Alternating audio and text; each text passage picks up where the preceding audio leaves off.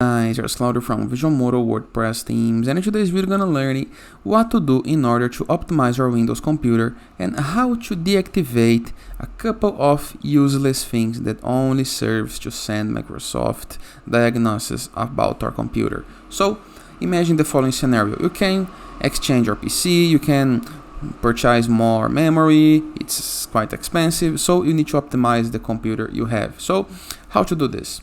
This is what we're going to learn to this video. But before I can continue, please take a moment to hit the subscribe button, like this video, and share this content with a friend of yours. After this, click on the startup menu. Into search, go to services.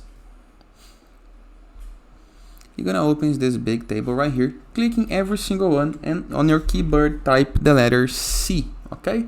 You scroll it down just a little bit, and you're going to be able to find connected user experience and telemetry, okay?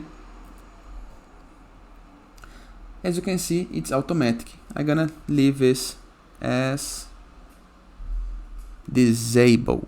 Click on apply, okay?